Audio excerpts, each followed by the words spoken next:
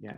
So, welcome again, Elsa M'Bala. I'm very happy to have you with this wonderful background. And yeah, it's now your turn. So, hello everybody, welcome. I'm Elsa M'Bala. I am a sound artist, a musician, researcher, music researcher, and music discover, I would like to say, because my practice is so much about music that it's about silence and about finding musicality and noise and sound. And I started my journey with field recordings. I had these field recordings from my mom when I moved to Cameroon, and I started recording everything because, as you may not know, I was born in Cameroon. I left when I was 10 to grow up in Karlsruhe, which is actually close to Stuttgart. So Badisch for life. So I then grew up there until I think I left when I was 21, 22 to come back to Cameroon. And the sounds, Yaoundé is the capital of Cameroon. It's in Central Africa, West Africa. It's very loud. It's very noisy. It's very hectic. It's very demanding of your attention all the time, which forced me to be present in a way that I haven't been before growing up in Germany.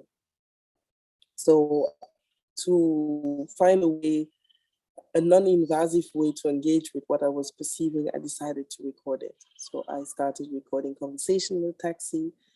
For people who do not know, in Cameroon, like the taxi is public transportation, basically.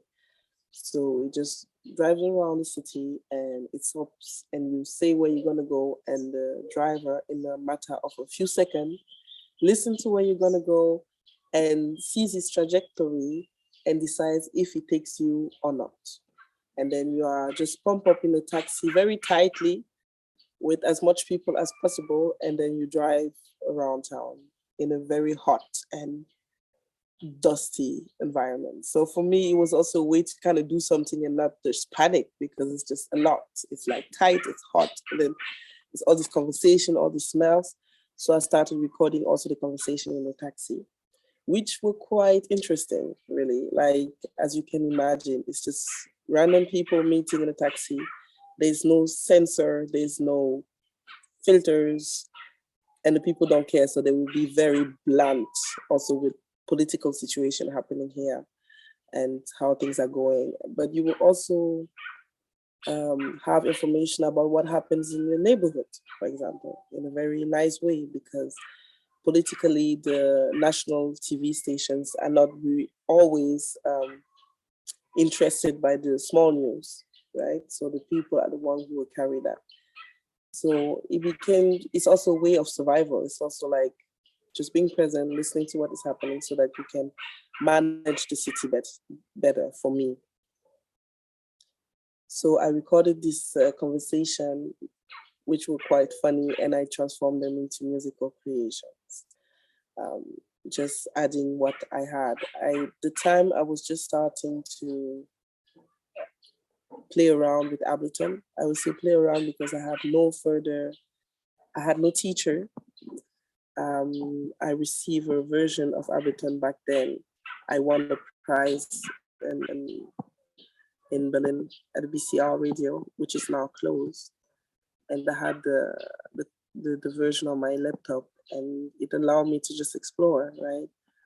And I was able to record music, play music, experiment what is actually possible, because I am an acoustic musician. So I play guitar and I do sound word, spoken word. I used to do spoken word a lot. And for me, it was just a way to see what I can do with that DAW, digital audio workstation. So yeah, so that's how I basically started.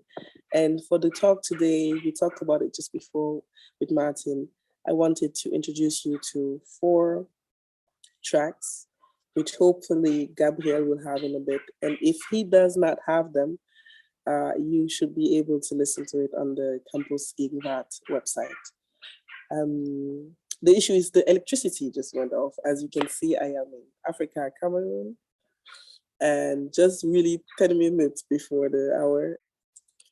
So what I had in plan was basically introducing you to the first track, which is Mi Cuerpo by the artist Tatiana Heumann, also known as Kike.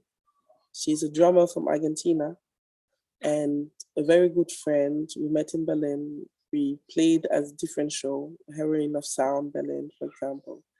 We played together at Casino in Belgium, in Luxembourg, Casino Luxembourg, in 2018. So it has been a really good way for me to exchange with her and to learn so many things. And as we met, the time we met, I was doing a project in London, Sounds Like Her, where I was basically taping a sensor microphone on a kul. Kul is a traditional Cameroonian instrument. It's made out of wood. It's basically the wood, and you take out the flesh from the wood inside. So it's like whole, this, so that, and then you hit it with 2 sticks. And it used to be a way of communication from village to village. So that's basically one of the first telephone, right? When you had to give,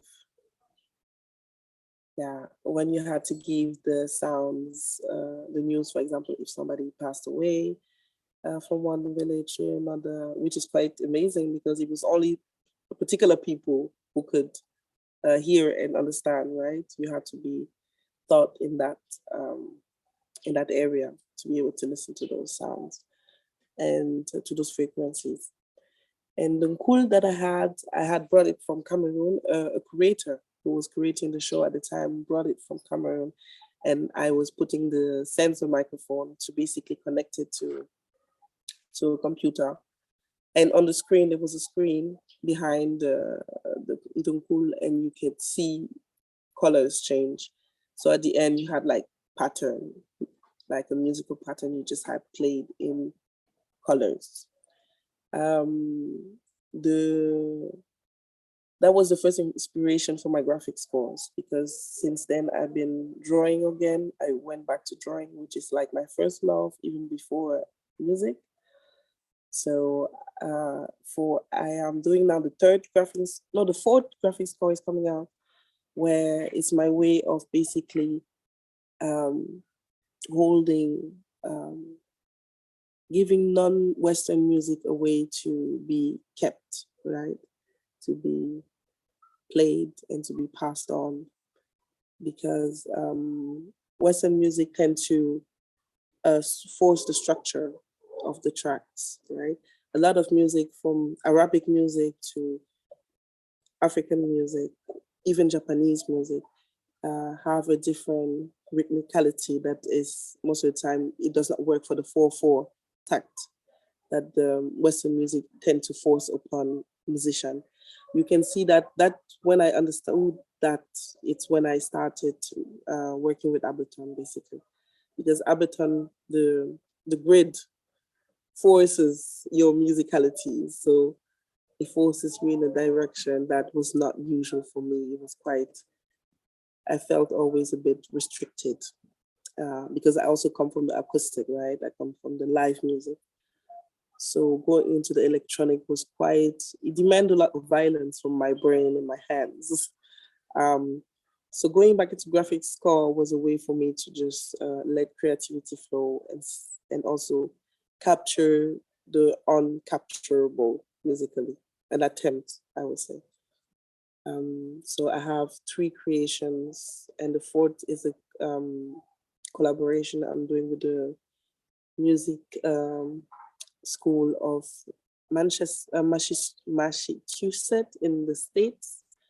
And we're gonna do that in March. So I'm basically gonna have a lecture there, and I'm gonna show the graphic scores that I've been working on. That was the first one. The second one is sampled by Eduard Glissant.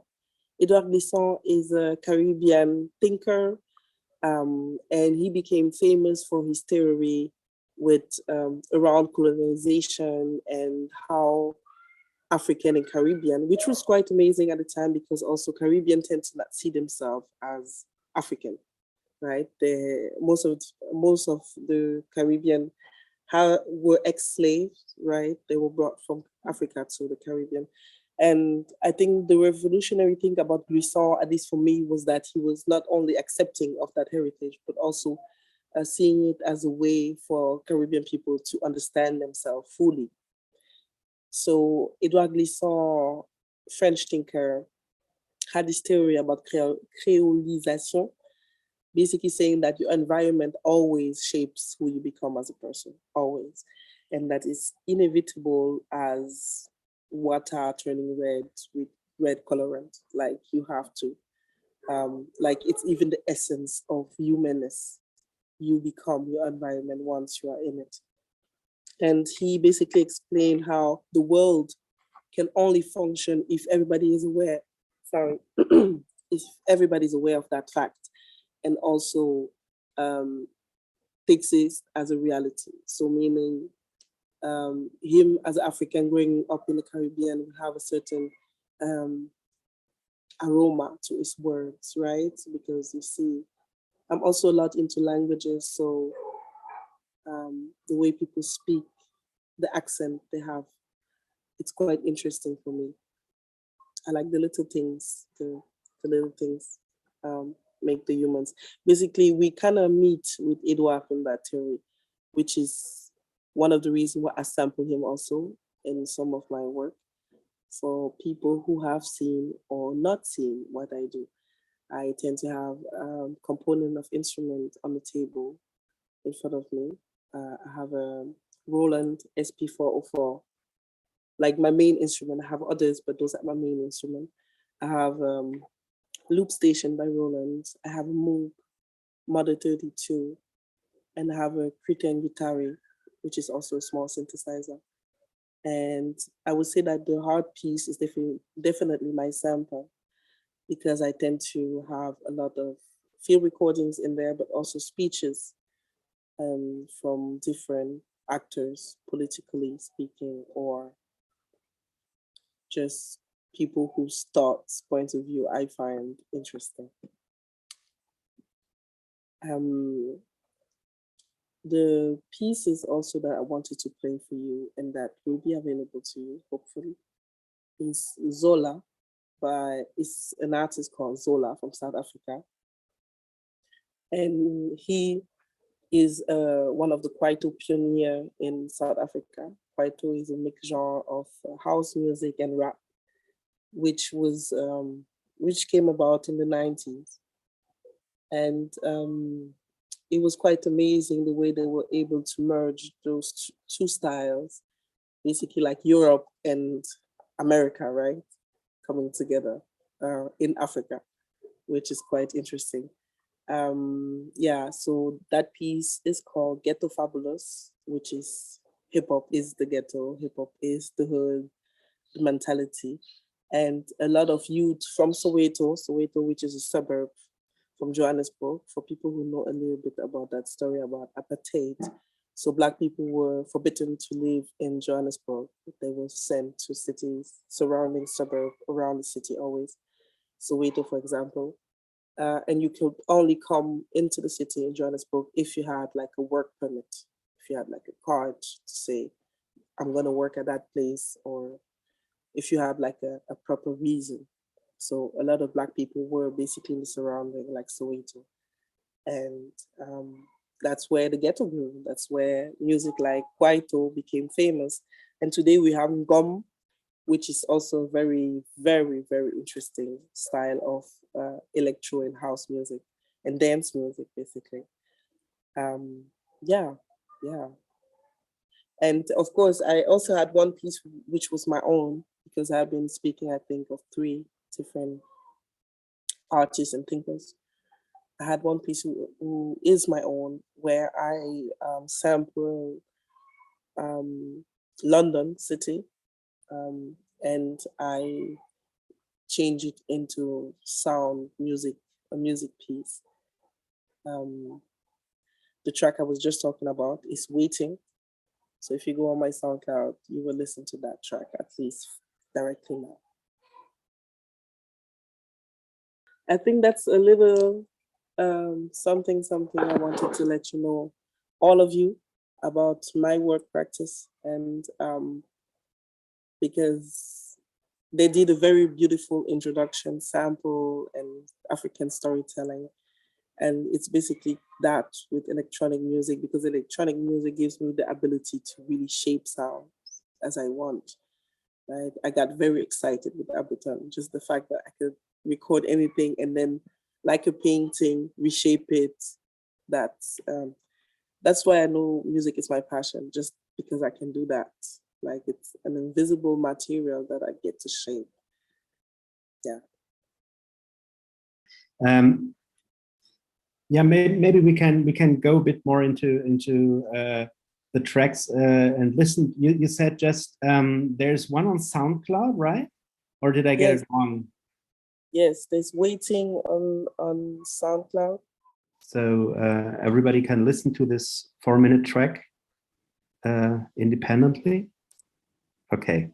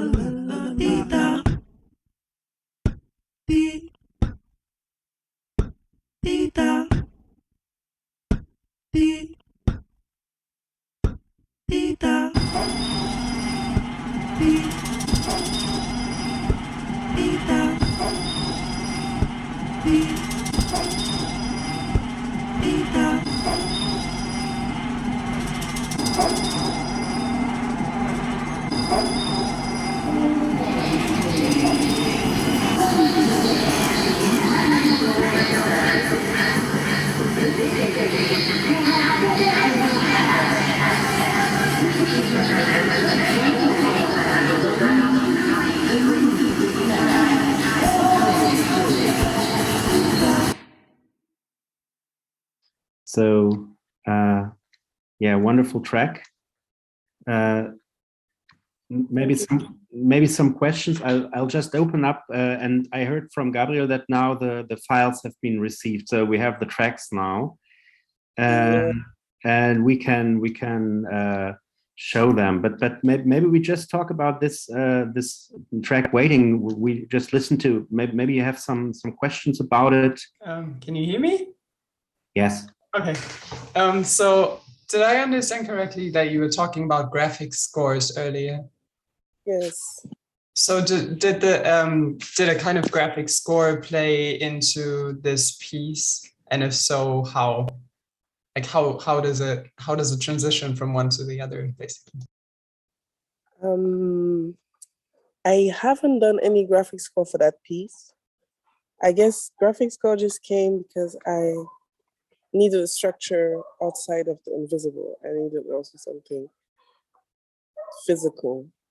So it was also a way for me to go back to drawing, but also just because my music, it's more like layers of things, and then I try which layers work best together.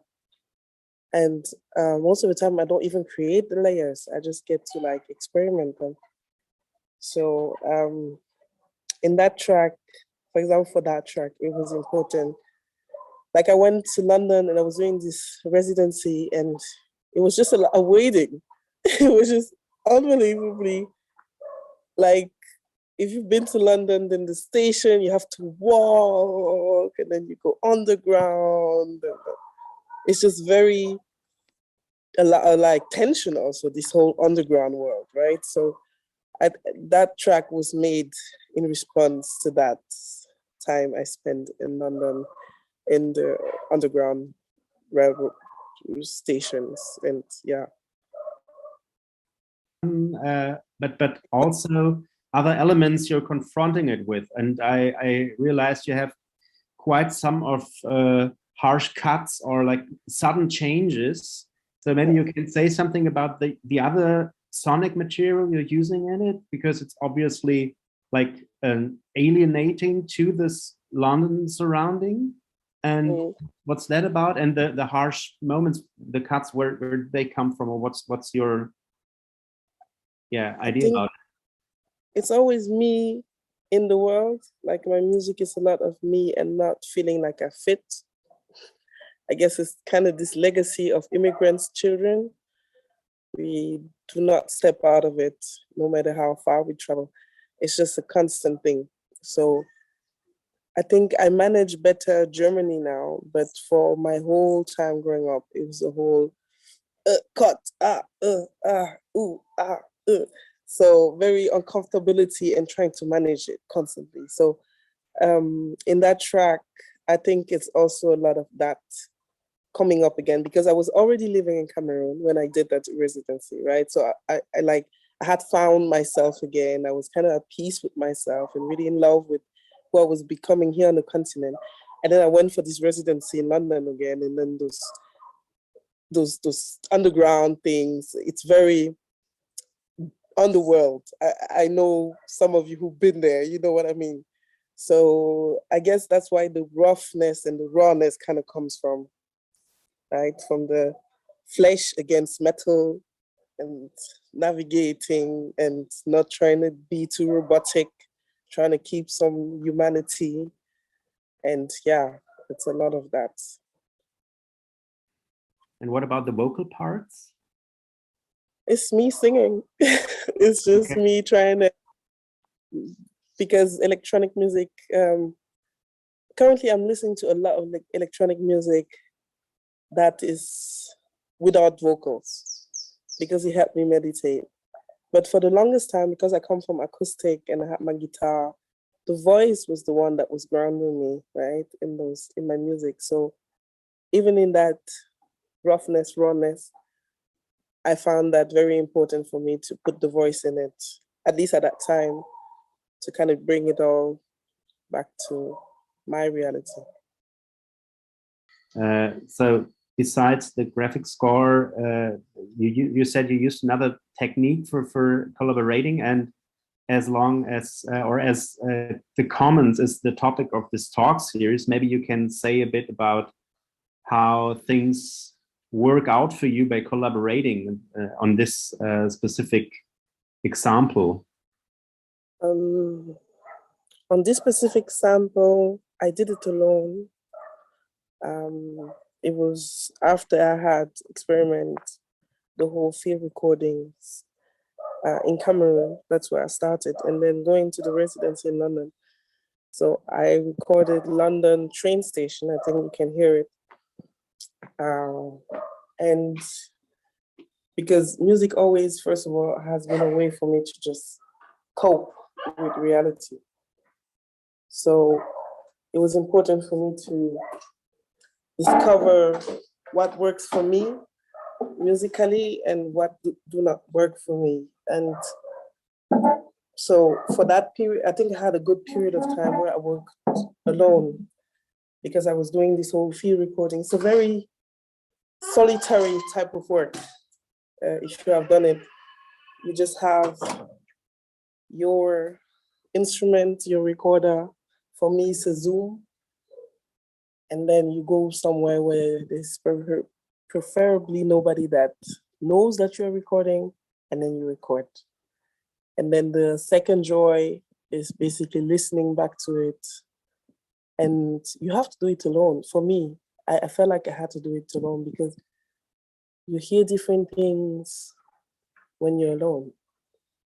So for that piece, I did it alone and it was the way I had to do it, because also being in Cameroon and just experimenting with sample, and then it was Europe who reacted very, very positively towards my sound and my music, right? So I came back very unsure. I don't know, very unsure of what I started doing because I was an acoustic musician before, and all of a sudden I just felt like I had this imposter syndrome. Like, am I pretending to be an electronic musician now? What is this? So I had to do it alone, kind of build my confidence again and seeing, oh, I can do electronic music, but in a very different way than club music, for example, right? Yeah, so now that I started doing collaboration, I tend to do with people from a different field because I found it more rewarding. Music is it's like all art forms, I guess. You can listen to a piece and listen and hear something completely different than the other person. And I like doing music that way, where it just leaves space for the imagination of the listener and doesn't impose something on you. I like doing music this way a lot. So for me, it's always like a perception. I like to make people travel somewhere else. So I work with painters, dancers. I just did at the Humboldt Forum before leaving Germany, actually, which is a very controversial place.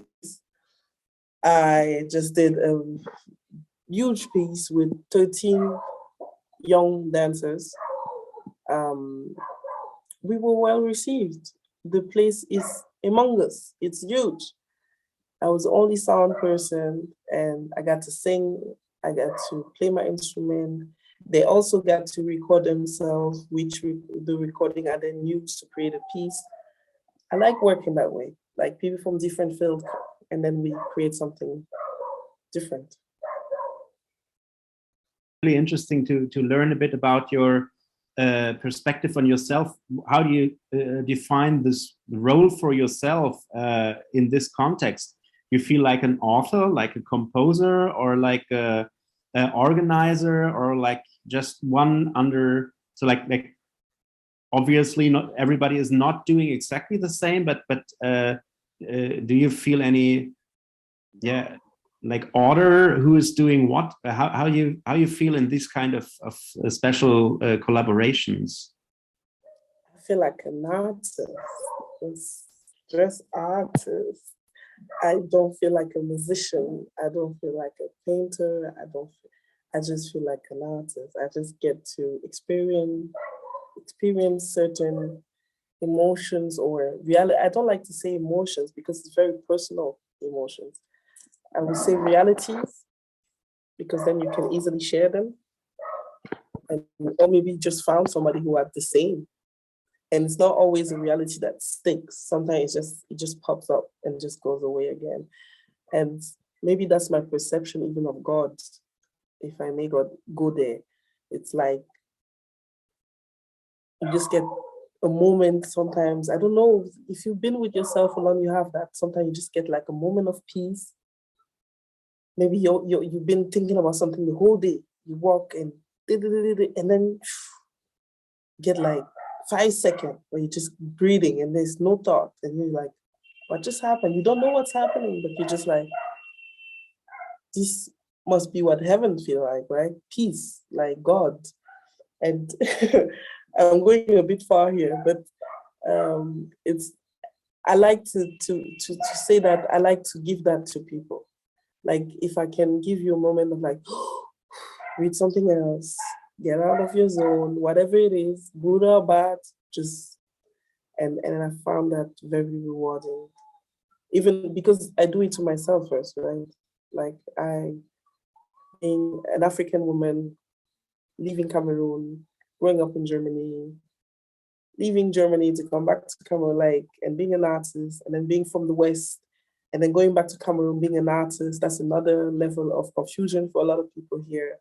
Like even doing that road backwards, it's like, what the heck are you doing? Like, so I had to stream a lot against the current my whole life. And I just now got to be comfortable with that. And I think that's probably why people struggle a lot with reality. We don't accept the is somehow, right? It's not always consciously. I think it's sometimes just noise, and we don't get to read something else and see, oh, it's not that deep actually. And I found that if I get to have this gift and share it with people, just give them something else for a few seconds, a few minutes, whatever. It's nice. Okay, thank you. Maybe Gabriel, now we can try to listen to this track. I think it's ready.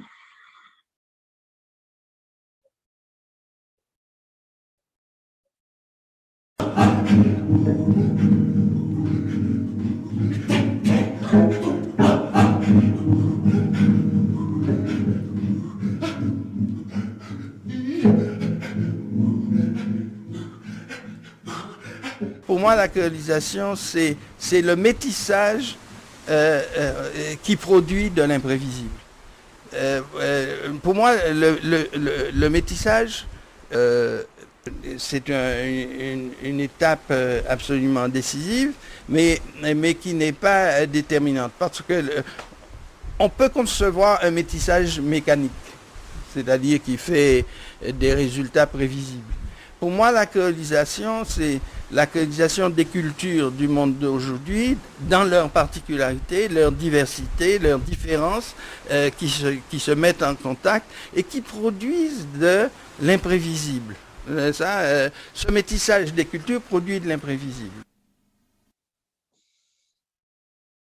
So Glissant is basically going into métissage, which is the mixture of culture and how enriching it can only be, and how this is actually how culture is created, by mixing different things, different ingredients. And I was saying that on my last interview, which I found quite fitting, like I see myself also, and also to respond to your question, as a cook sometimes. Really, I have ingredients, and each of my show really feels like I'm just cooking live. I have ingredients for a track, for example, I have the different ingredients, but the taste varies.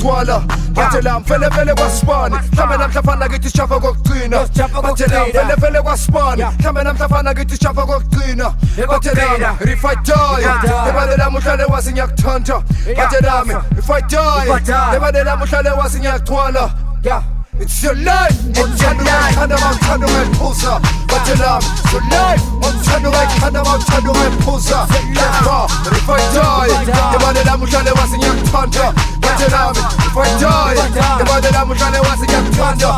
But your love, it's your life. It's your life. Kind of out, and posa. It's your life. It's your life. Kind of out, and posa. But your love, if I die, the body that Mushale was in your thunder. But your love, if I die, the body that Mushale was in your thunder. But your love, it's your life. It's your life. It's your life. It's your life. It's your life. It's your life. It's your life. It's your life. It's your life. It's your life. Kind of out, and posa. But your love, it's your life. It's your life. It's your life. It's your life. It's your life. It's your life.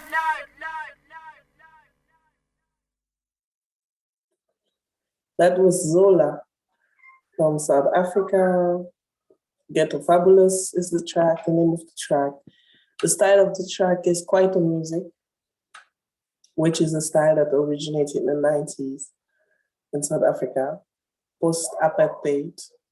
Apartheid was a system that enslaved Black people in South Africa. And it was a style of music that came from Soweto, which is one of the biggest ghetto in South Africa.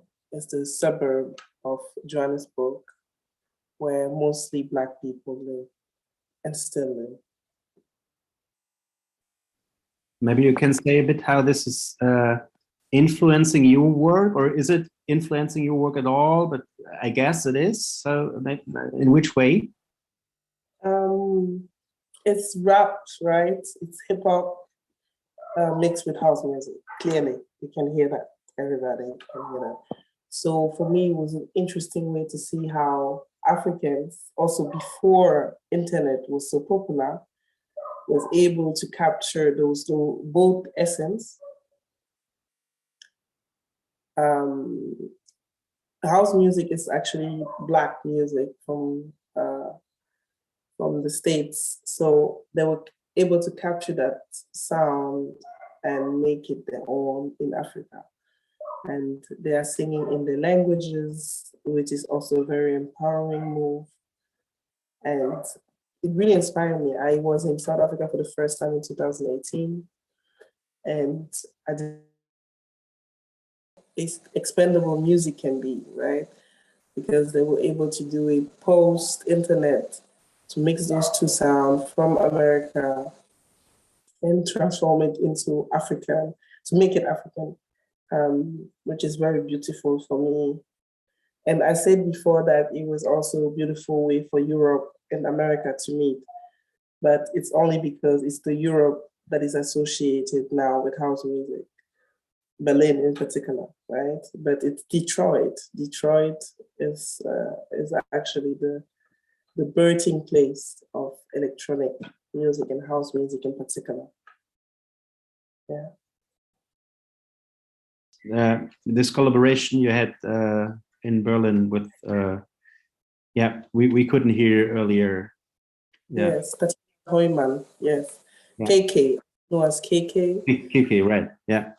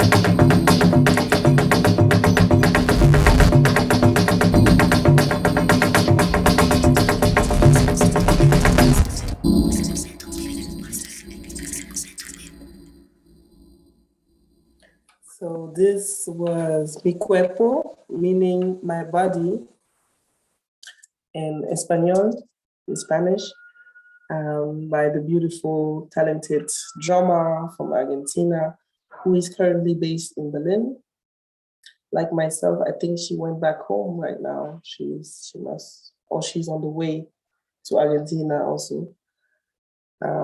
Yeah, so she's a drummer and we perform together repeatedly, heroine of sound, because I think we also like touch a nerve that is currently happening, or a change that is happening in electronic music in Germany right now, where there's a need for different voices, there's a need for female voices, there's a need for immigrant voices. And so we have been sharing this stage a lot together.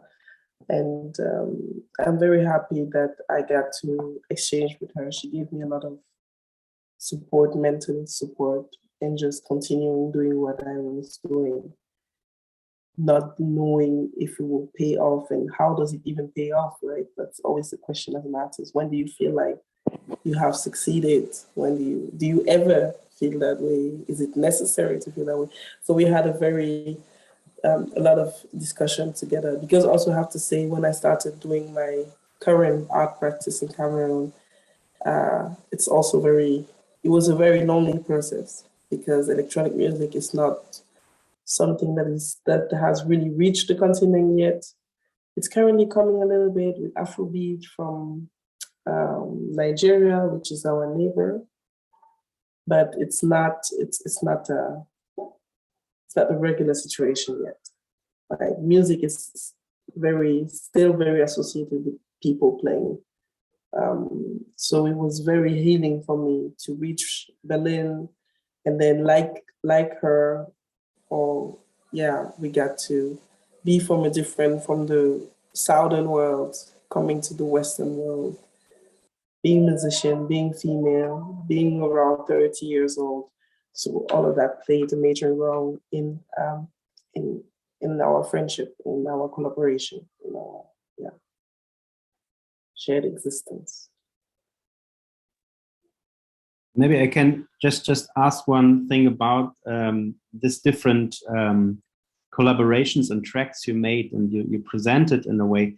You said something earlier already that you had a problem first to go from playing instruments and singing to electronic music by changing the tool, like the grid of Ableton Live, and getting into this different way of production. And I'm curious to learn a bit how you in general perceive or how you deal in general with this different ways of production. I mean, once in a while you produce ready-made tracks, once in a while you do like collaborations, you're improvising, you're doing site-specific work, you're doing works in the field of visual arts in festivals or in other places.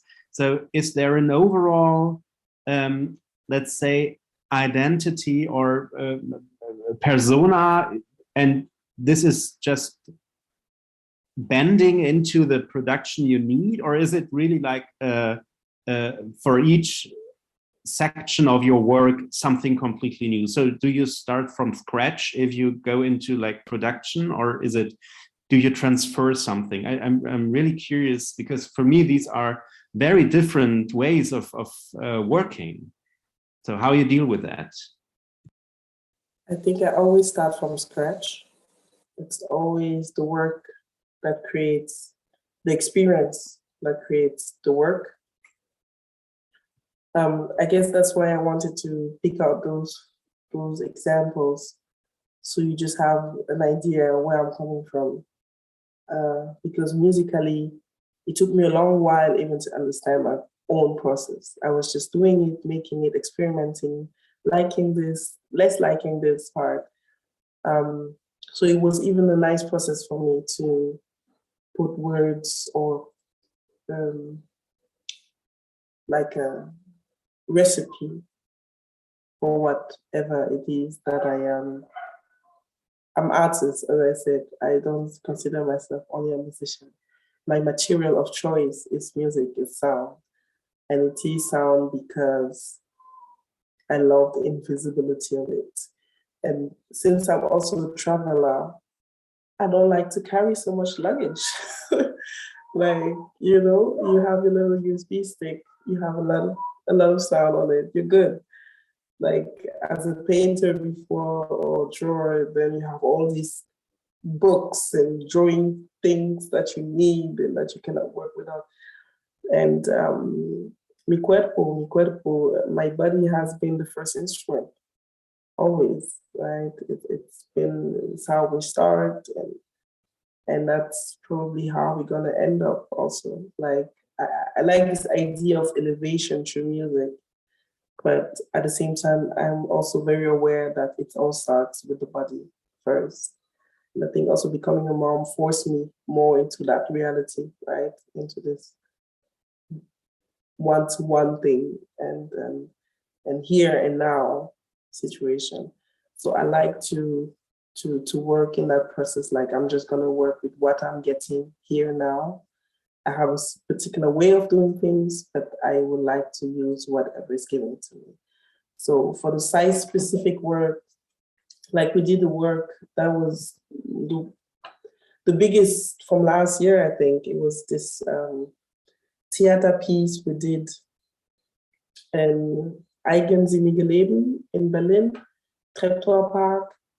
It was basically the first human zoo were in Germany and in Europe were in Treptower Park, right? So there were a few Cameroonian also there.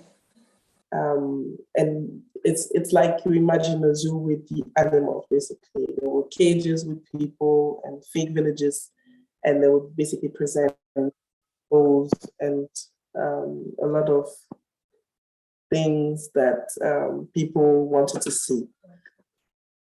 So when it happened, it was beginning of the 20th century. A lot of people died because it was cold, and they were like in traditional, because you had to make it original, right? So they were in traditional attire. And we did this whole theater piece and podcast where they basically also asked for to be paid, because they were paid, actually. They were paid a higher rent, higher money. They did some revolutionary. They created the first Black German association, for example, which I didn't know. I just like when I work like this and the work itself brings so much material, right?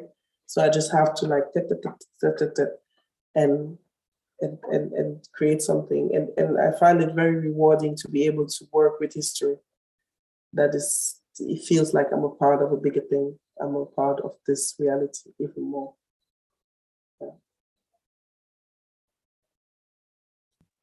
Yeah, thank you. Very interesting indeed. Are there any ongoing questions or further questions?